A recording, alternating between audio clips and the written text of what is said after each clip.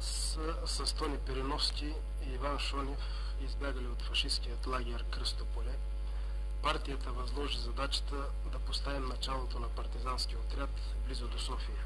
2 юни 1942 година беше нашият първи партизански ден. Вековните гори на Мургаш ни дадоха подслон и закрила. Отряд близо до София. Това означаваше дързко предизвикателство към монархо-фашистката власт, разполагаща с армия и полиция, полкови и дивизии, въоръжени с картечници, оръдия, танкови и самолети. Това означаваше да вдъхнем вяра и надежда в работницка София, в целия български народ, който се задъхваше от двойният ботуш на български и немски фашисти. Още от първия ден ние се почувствахме отряд, само че много малък. Партията ни беше вдъхнала вяра в победата, а без непоколебима вяра в победата, в правотата на нашето дело, бе немислимо да се започне борбата срещу силната фашистска власт, когато имахме всичко, 3 пистолета и 2 бомби. Отрядът разгърна огромна политическа, организаторска и бойна дейност и записа славни страници в историята на партизанското движение. В началото на февруари и краят на март 1944 година под ръководството на другаря Тодор Живков и Янко се състояха 3-та и 4-та мургашки конференции.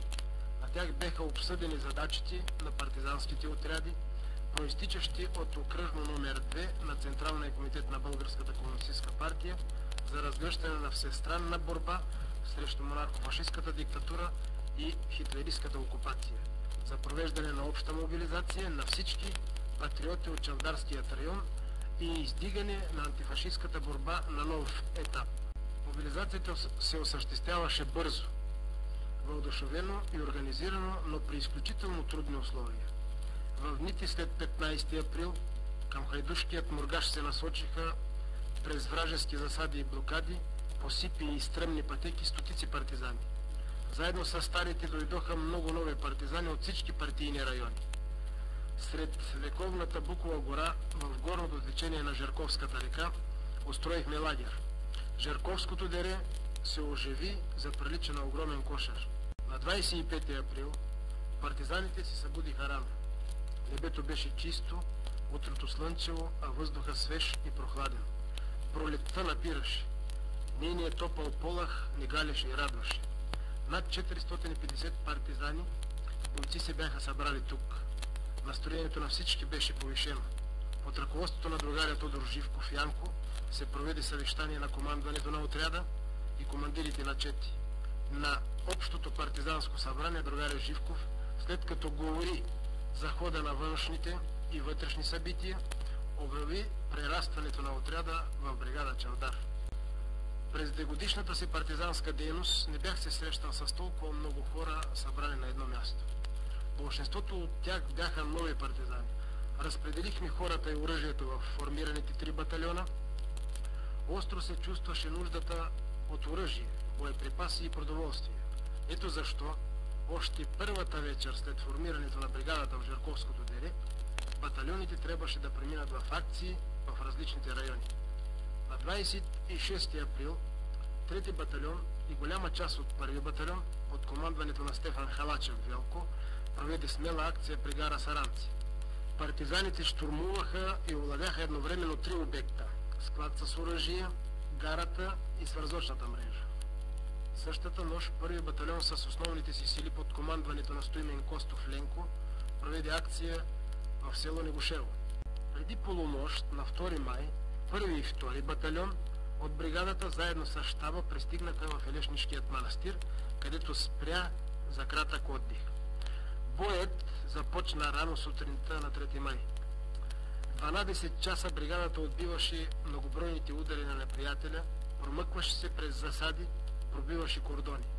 В боя тя се раздели на 3 основни части, всяка от които пое своя път на измъкване от неприятелското обкръжение.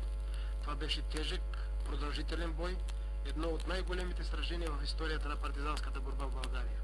Но то беше спечелено от партизаните. Това беше една огромна победа. Когато нощта обхвана планината, неприятелското командване трябваше да направи неочакваната за него равносметка. Убити всичко 6 партизани, бригадата изчезнала. От 3 май до края на месеца батальоните и отделните партизански групи извършиха 27 акции.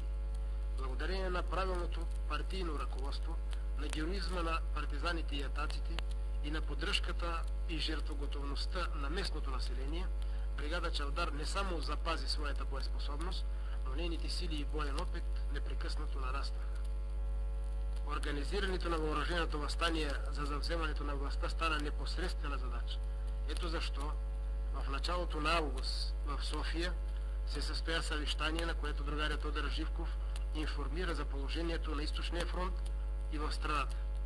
Разяснена бе и заповед номер 5 на главния щаб на Народоосвободителната въстанническа армия. В съответствие с нея, бригадата получи бойна задача да засили дейността си в своя район, като блокира Арабаконашкият и Чуришкият проходи и хребета Галабец с цел да не допусне придвижването на правителствени войски към София, да бъде готова по допълнителна заповед с бърз марш за няколко часа да стигне в столицата. Главната политическа задача, която постави партията, бе пълно демаскиране на Багряновото демагогско правителство, да се възстановят и укрепят партийните и младежките организации в района, да се повдигне и духа на населението чрез нанасяне на нови удари по врага. С всички сили и себеотрицания, чавдарци се заеха за изпълнение на новите задачи.